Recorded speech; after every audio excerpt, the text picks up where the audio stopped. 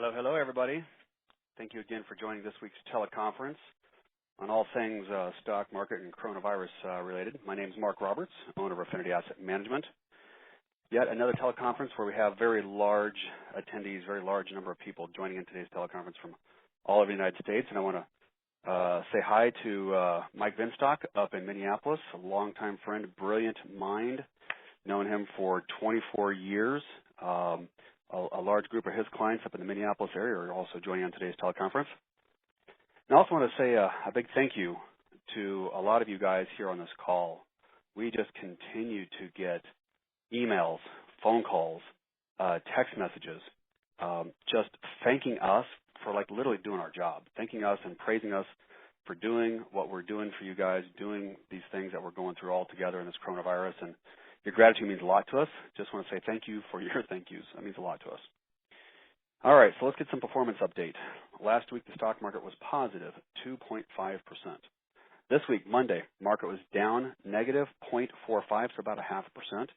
Yesterday was down 1.9%. And today, right now, the market is at 2 o'clock. Market's down about 2.25%. Not a good day today. So let's get into some tidbits. Oh, I'm sorry. Market since February 19th high after the drop and their regain on the rally a little bit. Market's still negative 19%. And the bonds, since we got into the bonds, we had one bad week and we've had 7 good solid weeks afterwards. The bonds are basically right out about even so far for that time frame. And again, the bonds pay dividends on a monthly basis, so we just haven't seen the next round of dividends come through just yet. Tidbits. Today, stocks are down pretty sizable from Fed Chairman Powell's announcement that we are going to have a prolonged recession. Just him coming out and talking about that just caused the market to drop here today. We are now 4 weeks in a row of being flat, very low volatility. The first, at the beginning, we had a 35% drop that lasted about 5 weeks long, and then we had a short little rally for a couple weeks that gained back 18% of that. And that's basically from the stimulus package, the CARES stimulus package announcement that came out. And then followed by that, we've had 4 weeks in a row of being flat. And that's kind of where we're hovering at right now. The market is between 22 and 24,000 on the Dow, just not moving too much. As a reminder, this means that we've seen data point 1, 2, and 3. We're currently at data point 3, not moving much at all. The data point is just kind of moving somewhere between 22 and 24,000 on the Dow. But we haven't seen data point 4 yet. I had put into our Monday email a graph that shows 6 rallies of 9% or better that came after the 2008 stimulus package. Back then they called it TARP, T-A-R-P. And we didn't see the lowest low come until 6 months after that stimulus package was released. So the stimulus package comes out, there's optimism, we had rally, drop, rally, drop, rally, drop. 6 different times, and each one of those little rallies was like 9% or better. But the lowest low, even at that point up into that stimulus package, the lows that we had, we saw a deepest low, the lowest low, come 6 months after that stimulus package was put out there. So I put that in the Monday email. Couple thoughts. First, the past obviously does not guarantee the future, but it's a good way to study things. Second, where we are now is very different than past recessions and market corrections. We have never had such a shutdown and a turn-off of the economy. We haven't had such a spike in unemployment in 1 month since 1945. And most of you weren't even around in 1945, and you were way too young to even know what was going on. And then third, we have a virus that is strongly and widely assumed that a second wave of this will come. And the severity of it will be based on the creation and the availability of a vaccine. I have talked with a couple clients who are in the medical industry that create drugs and do the research on drugs. And all 3 of them that I talked with, or 3 different companies, they've all said it's very, very likely that we have a vaccine created. It just has to go through all the trials and all the testing, and that takes months and months before that can ever make it to the market to be sold and actually used for public. Because you have to sample it, you got to try it, and then I guess there has to be research off that, and then maybe sometimes they have to go back to the drawing board. So it'll be interesting to see how that vaccine comes out. Next Monday's email, I'm going to be showing a new graph on PE ratios, showing that since this short little rally that we've had from the stimulus package, that PE ratios are again now out of whack again, and they're higher than the 25-year average. That can only mean more drops to come in the market. The last 3 weeks teleconferences, we've had representatives from 3 very large money management companies. We've had BlackRock, JP Morgan, and American Century come on and talk with me. All 3 have analysts and economists with very similar views. Different companies, different people, all over the United States, but having similar views on things. And they're all saying that this is going to be a longer, drawn-out, U-shaped market with a whole lot of W in the bottom of that U. U.S. grocery prices increased 2.6% in the month of April alone, the largest increase in 46 years. Now, that's crazy considering that we are at a time right now when we have a lot of Americans with a lot less money right now, and grocery prices have took a 2.6% jump in 1 month. That's huge. Nancy Pelosi has publicly spoken about asking Congress for an additional $3 trillion on top of the already $2.7 trillion stimulus package that's already out there. And there is no analyst at this point that said that there's any chance that this is going to go through. Short-term events versus long-term events need to be handled differently. So the last 3 weeks, I've had guest speakers come on with me and talk about their company's analyst economist perspectives on current events. And let me give you like a little insider knowledge here, kind of like behind the curtain look at Oz. All of these major companies will tell us to our face that what we have done for you guys, what we've done for our clients, and what we plan to do for you guys, cycle trading, how we're on top of things, not making promises, but looking to take advantage of opportunities. What they're telling us is what we've done and what we plan to do is right on. And I've also had quite a few private conversations with very intelligent people high up in these companies, and they're going to say the same thing. However, from a company standpoint, pick any company, BlackRock, Janus, T. Rowe Price, Fidelity, Vanguard, all these great companies that are out there, they will all preach to us, preach to you, preach to me as a financial advisor to stay invested and stay diversified. You know, getting out of the market, getting in the market, don't do that. You should always stay diversified because at the end of the day, they really don't want clients taking any money out of their accounts. Even though they know that we would, like in our case, we would take our money out of their accounts and we plan to reinvest it once the market is right and the timing is right for us to do that, they're not going to say that. And so the average advisor is not like us. The average investor who does it themselves, what we call the do-it-yourselfers, they don't do that. And so that advice to stay diversified and adjust your asset allocation is pretty good advice for the vast majority. But for professional money managers, it's not the right advice. And they just won't say that necessarily to our face. And you won't hear the speakers that came on the last 3 weeks actually saying that either. So stay in the market and writing it out. That's what other advisors do, and that's what their home offices tell them to do. I sometimes like to say that's a lazy financial advisor's way of doing things, or maybe the financial advisor has a home office that kind of controls them and pulls their strings and tells them what they can and can't do. Sometimes advisors, they don't have the staff. They don't have the brilliant people working for them that we have here at Affinity Asset Management. They certainly don't have the technology for the brilliant people to use. So they just don't have those things. So in normal years, like pick on 2019, that was a really good year. The stock market was up 26%. But in even good years like that, there's always going to be bumps in the road that causes the markets to react and go down. And that's the time when, yes, we're going to stay in, we're going to stay diversified, we're going to ride out those little bumps.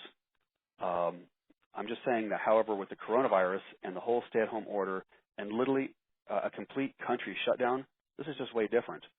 And we're going to spend a long time climbing out of this. I've had a couple people now reference to me that if you guys can picture the Nike swoosh, the Nike shoes, the swoosh, that's what the market rebound's going to look like. It's going to be a long time. It's going to be slow to climb out. It's not going to be straight coming up. So a Nike swoosh is kind of maybe a good visual way to think about things. Effective yesterday, the Federal Reserve started their corporate bond ETF buying back program. Now, this is what we expected. This is what they announced. And this will continue to fuel the bond markets and more specifically our bond models that you and I are currently in. So that went into effect yesterday. And remember China and all the tariff taxes we were going through all of, for part of 18 and 19, 2018 and 2019. And remember the market volatility that created? Now that smoothed out once the announcement, the deal was agreed upon, and the first of the 2 deals was signed, knowing that the second deal will be signed after the first one's completed. Now, I think what's going to happen here is this year we're going to start to see trade talks with China being resurfaced this year. Thus, that'll cause more volatility coming up this year. Now, this is an election year, and election years always create volatility. It just always does. So this is kind of what you can expect. The existing person, in this case President Trump, will always be on the defense. And the up-and-comer, being Biden and the Democrats, they're always going to be on the offense. And it's always going to be what President Trump didn't do fast enough, what he did too much of, what he didn't do enough of. It's always going to be about that. And Trump is going to have to constantly defend it. And that negative bantering back and forth, that negative vibe, the commercials that we're going to hear on TV, hello, my name is Joe Biden, and I approve this message. And then you hear another voice come on, and it's not about Joe Biden's beliefs. It's about what's wrong with Trump. And vice versa, you're going to hear the same thing with Trump. Just negative, negative, negative news, and that's going to create more volatility this year as well. One of the questions that we get from folks is, when's Affinity Asset Management looking to get back into stocks? Again, having a short little rally from the optimism surrounding the stimulus package and let's just say the enthusiasm towards, man, our government is stepping in. They've dropped interest rates. They gave us $2.7 trillion in basically 2 different packages. You put all that together, people feel good about things. And I've had clients say, Mark, do you have a plan? Because the market's kind of come back up. Well, it did on a rally. But again, lots of rallies happen after a big drop. And there's also a lot more drops still to come. We do have a plan in place. We have researched, we've simulated models, back-tested everything, got compliance, approval. We know what our plan is going to be. What we don't know is when to implement that plan. We don't have that bullseye of what the stock market needs to do before we're going to implement something. Because literally, it's for us at Affinity Asset Management, it is a day-by-day basis. So we had a meeting this morning with our investment committee, and we meet weekly on these things, talking about stuff. And all 7 of us on our investment committee in our combined 133 years, this is just what we do all day. And it's not just, we're not very good, the 7 of us, at turning off, going home, and being with our family. In times like this, when news is so crazy and the markets are so crazy, we are watching our phone and we are checking the news even after hours because this affects all of us. It affects our own money. It affects our clients' money. It affects our careers. It affects all of us. So it's a day-by-day basis.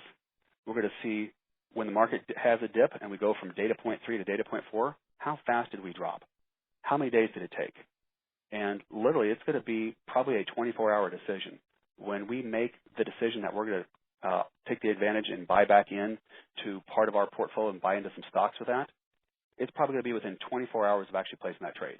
So it's going to be quick. And we're not going to have time to make pre-announcements to everybody. We're going to do it because that's in the best interest of your accounts. It's in the best interest of everybody.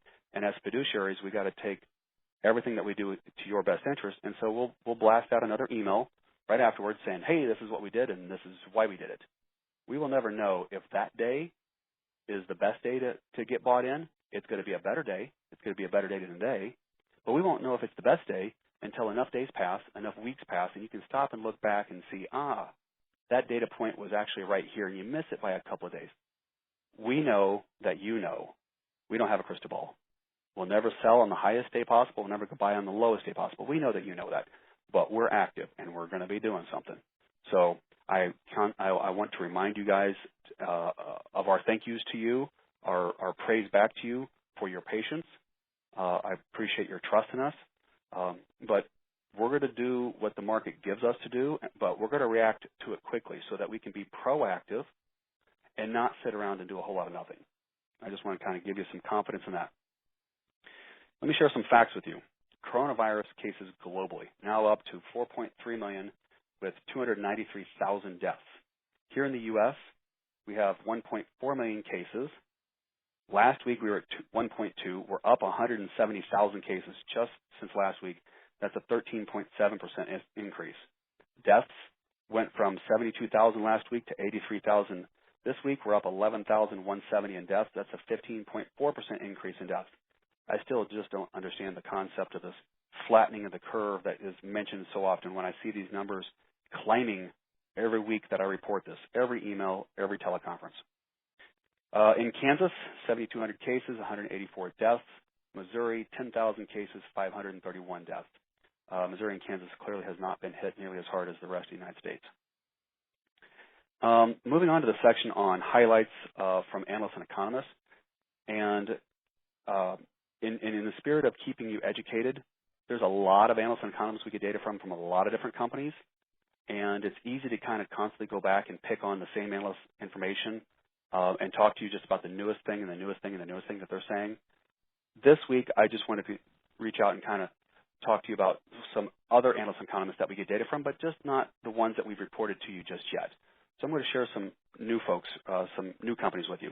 So from Invesco, which is a nice company, this is from them. History has taught us that the market bottoming is a three-phase process. Phase one is the extreme volatility and fast and quick drawdowns, and sentiments get very weak. And that probably sounds familiar.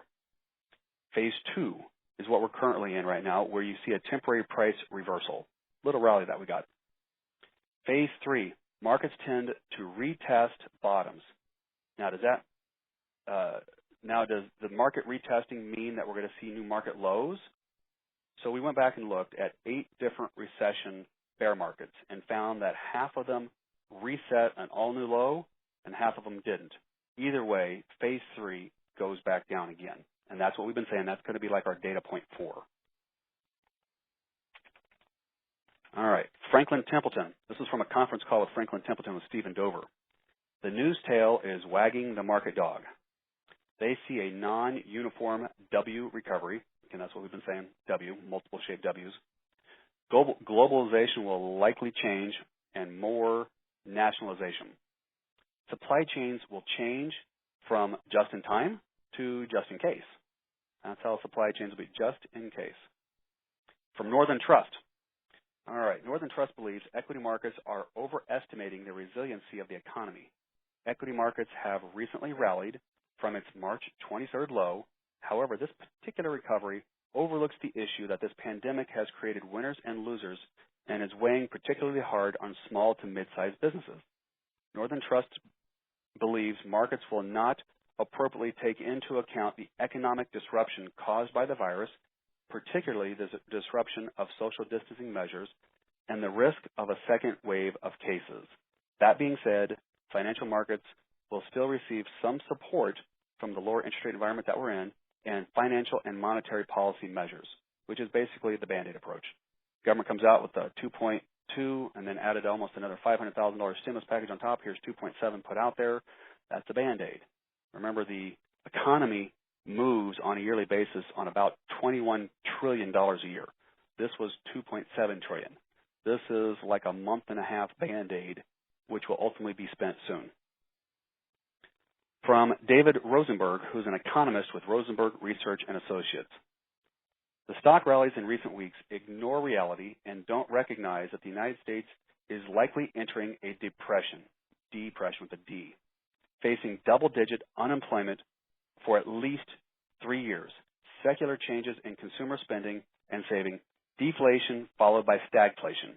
Now, you're going to hear me say the word stagflation a few times because quite a few people are starting to use this word now.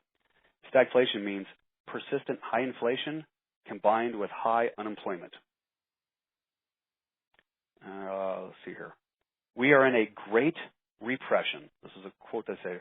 We are in a great repression, and the downside risks brought on by the COVID-19 pandemic are not being factored in by a lot of people, he said. Seriously, 80% of the stock market rally since the end of March has taken place on days of the 7 worst readings of the initial jobless claims of all time. It's surreal that we got that huge rally on Friday following the payroll figures that the U.S. Labor Department reported Friday, May 18th, that 20.5 million non-farm payroll jobs were lost in April, catapulting unemployment from 4.4% in March to 14.7% in April. Rosenberg maintained that the loss was actually 27 million jobs, not 20.5. When you account for the big drop of participation rate and the errors that people made in classifying themselves erroneously, and that they're still employed when they're actually not, the real unemployment rate is currently over 20%, not the reported 14.7%, if that's not already horrific enough. We're likely going to see another 5 to 10 million jobs lost in May, and the unemployment rate will likely probably test 30%, which is levels that we haven't seen since 1933. So let me stop for a second before I kind of go on. The stock market will affect the economy. The economy will affect the stock market. The stock market reacts quicker. When things get into the news, the markets will react to it. People react to it. The stock market can go up, market can go down kind of quickly. The economy moves slow. In this case, the economy dropped really super fast. That's what's unheard of. A complete shutdown of the economy the way it did, in essence, with this whole shutdown program and stay-at-home thing. But the economy is not going to build up to speed. It's just the biggest way to say it is think of a massive cruise ship. When a cruise ship is in port, it takes a long time for it to get to the ocean and get up to full speed. And that's what the economy is going to be like. It's going to take a long time to get it back to full speed. So when all of these things happen later that we are expecting to happen later, and every economist is saying is going to happen later, this is what's called a lagging effect. Things are going to happen. You can see them happening. You just don't know how big it's going to happen, and you don't know exactly when it's going to happen, but you know it's coming.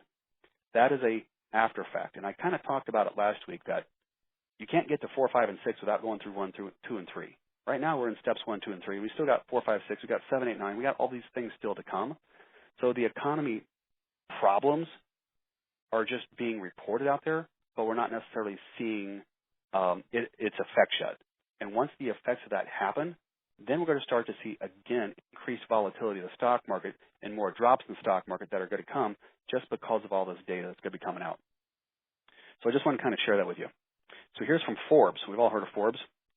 There were 20. Now, this is a little bit of redundancy from what I just said a minute ago, but there's one part in here that's really neat. Well, not neat. That's new information, I should say.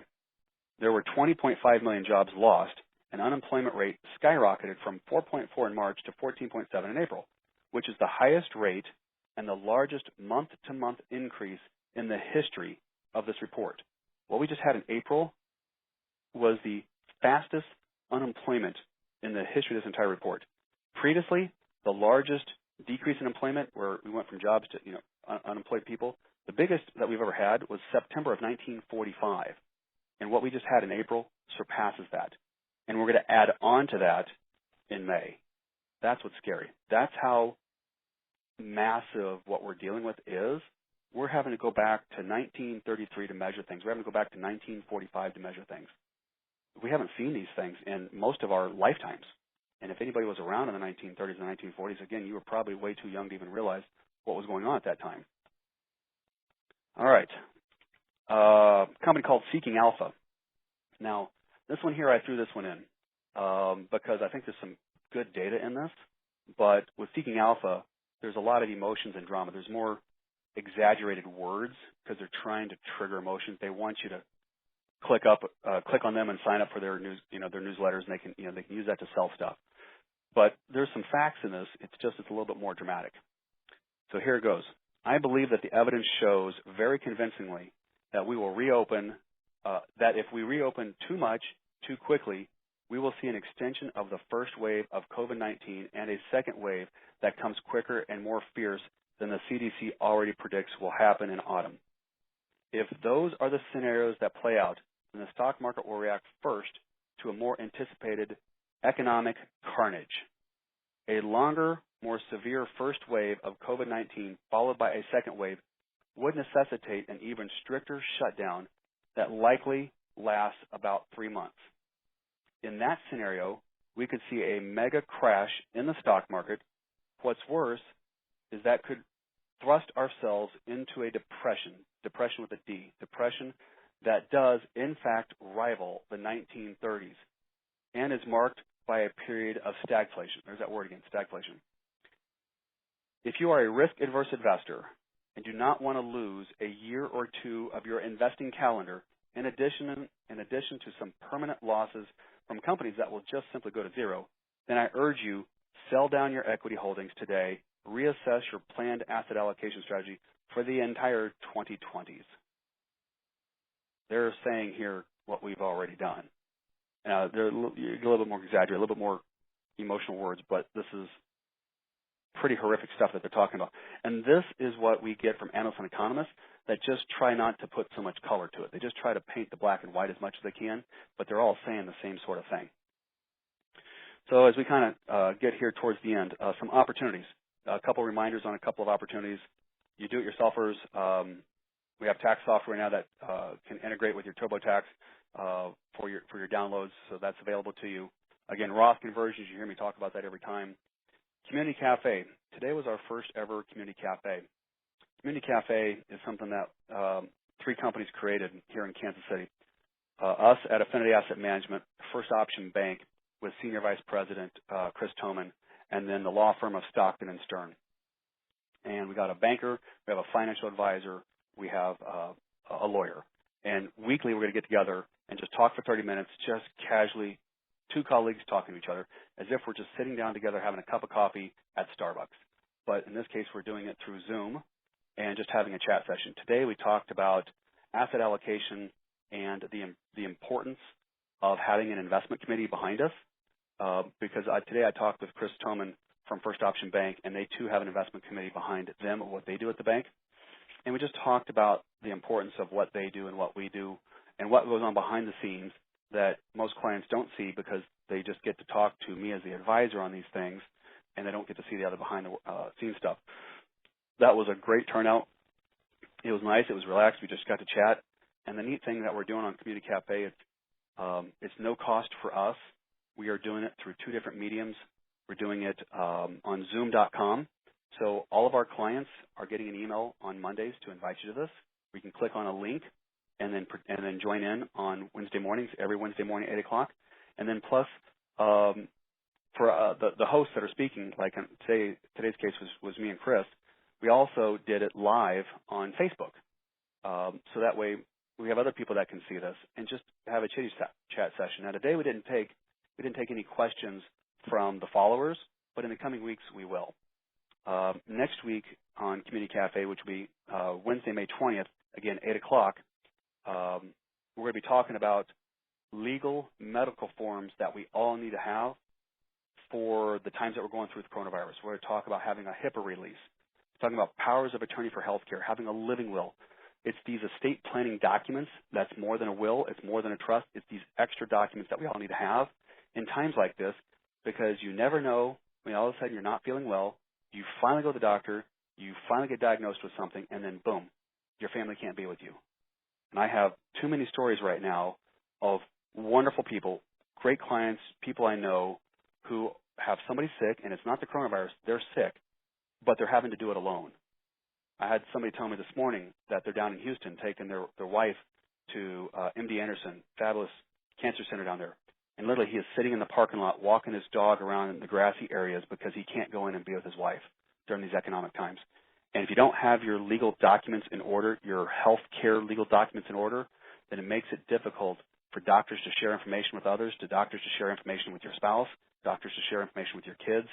You got to have these things in order. So next week on Community Cafe, we're going to be talking about these legal documents, tell you a few stories of where they come into play, and if somebody would have had them, how much better off they would have been, and talk to you about what you need to do for yourself about getting those. So that's what Community Cafe is. Weekly estate planning webinars. I've been doing these now for several weeks on Tuesdays at noon. Our next one will be next Tuesday, May 19th. You're welcome to join. Anybody here is welcome to join. If you are interested in going or participating in the Community Cafe or the estate planning webinars, Community Cafe is only 30 minutes. The estate planning webinar is only an hour. Estate planning webinar Tuesdays at noon. Community Cafe is Wednesday at 8 a.m. Either way, if you're interested, you want to get more information or you want to get signed up and you want us to email you the link to do that, just shoot an email here over to Stacy at our office, STACY, at affinityasset.com, AFFINITYASSET.com, Stacy, STACY. So Stacy at affinityasset.com, and we will email you over a link as well as a reminder so you can go sign up for that. Next week, I'm going to have a guest speaker with me next week. Big top dog over at ProShares. ProShares is a very large ETF company. We've been working with him for years. I'm going to tell you something. I have butchered his name every time. His name is Kerwin Kerwan. And I know I didn't say that right, but his first and last name is so eerily close to the same name. And I'm going to butcher it next week when I introduce him. But he's going to come on and talk about the current state of bonds and kind of what the stimulus package of buying back bonds, what that means to the overall bond market, which is exactly what we're trying to take advantage of right now for all of us. He's going to talk about what the new norm may look like. He's going to talk about market disruption and consumer purchasing habits since the pandemic started. So that one's going to be a neat one. And already knowing him, he's a good speaker. I think he's got a good message to share with us. Also, a reminder, referrals. I feel like I'm going to just keep saying it, guys. I don't mean to bore you with it. I'm just going to keep saying it because I just want to help everybody we can. I just have an amazing group of people here, and all of us are passionate about helping others. And if you ever talk with somebody, a friend, a family, a coworker that is concerned about what's going on, tell them our name. Tell them our name and number. Have them call us, or if you want, get their permission and give us their name and number, and we'll reach out and call them. So please do that. And again, we're doing a random drawing, and we're passing out gift cards per our compliance requirements to do so. We have to do what's called a random drawing. So every 10 referrals that we get, and these folks do business with us, we're going to do 9 drawings out of 10, and 9 people out of 10 will get an Amazon gift card, just to say thank you for thinking of us, thank you for thinking of your person that you referred to us, and in return we want to give you an Amazon gift card. So it has to be a random drawing, but we can at least make the odds nice and high and make it 9 out of 10. And lastly, to report here, questions. If you have questions, you need advice, you need an opinion, I'm going to ask you to give us a call. Ask for your financial advisor. If we're not available, we'll call you back, or we can just schedule a quick time so we know we can call you back, in the next day or two that you're available, we're available. We get those questions or that advice taken care of for you.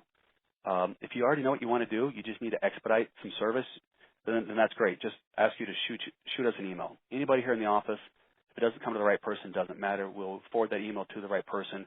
We can have somebody call you back and expedite whatever it is that you need in the way of a withdrawal, a Roth conversion, whatever service that you need to take care of.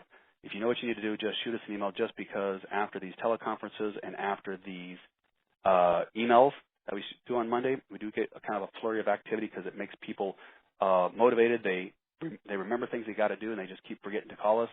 So call us for advice or opinions. Shoot us an email if you already know what you want to do. Either way, we'll make sure that we get you taken care of. So having said that, I wanted to make today just a little bit shorter and sweeter since I don't have a guest speaker today. I think I covered a lot of things. If you have a question, you have a comment, you can unmute yourself by hitting *7. Please feel free to do so. Just keep in mind that, again, we can all hear your background noise, so just be kind of sensitive to that if you would, please. If you have a question, I definitely want you to ask, because a lot of people on these calls like to hear the questions because they just didn't think of the question themselves. Well, go ahead and ask that question. We'll do the best we can to get it answered, and that way everybody has a chance to hear the question and hear the answer. All I ask is make your question be a question, not a 5-minute story to build up to that question, just because we don't want to keep everybody online forever. So if you have a question, go ahead and *7 yourself on your phone and unmute yourself, and I'll give you guys a couple minutes here to shout out any questions you have. Yeah, this is Vince. Hello, Vince. Sir, I believe I purchased a Roth IRA, as you suggested, but I have no idea to how to identify it when I go online and look at it or received any paper to show me how much it is, or if maybe I just don't know how to look at it online to tell what it is. Do you think that Pat could give me a call on something like that, or let me know where the paperwork is? Absolutely. Vince, good question. I think if you go out to the website and look at it, it's obviously going to give your account number, and if you have your account number memorized, that's one thing. And Missy just stuck her head in my office and says, oh, she overheard that. She can easily label that for you. So from now on, when you go online and look at it, it's going to say Roth IRA for you. So that way it'll say the account number plus Roth IRA. But in the meantime, your monthly statements that you do get will tell you if it's an IRA, a Roth IRA, or a non-IRA. So we can definitely, it's on your statements, but we're going to label your website that way for you. And yes, we can have somebody call you back and just give you a quick update. Hey, Vince, this account number that you have out of all your account numbers, this is the one that's your Roth IRA. Well, thank you, and thank Chrissy for me, too. She's the best. All right, we'll do so. Thank you, Vince, for your question. Bye. All right. Anybody else? Anybody got a stump the speaker question? Well, you guys are making it easy on me today. All right, if no other questions, I'll end it with that. I'm going to say thank you guys so much for taking time to listen to these teleconferences. I appreciate you staying knowledgeable and educated. Knowledgeable and educated clients have less stress and anxiety when they watch the news, because obviously news wants to inflict those emotions. So thank you for staying on top of this. Thank you for your time today and listening to our phone calls. I hope you know that we take this very seriously. We want to help. We want to educate. We want to keep you informed as we keep moving things forward. So everybody take care. Thank you so much. Be healthy. Be safe.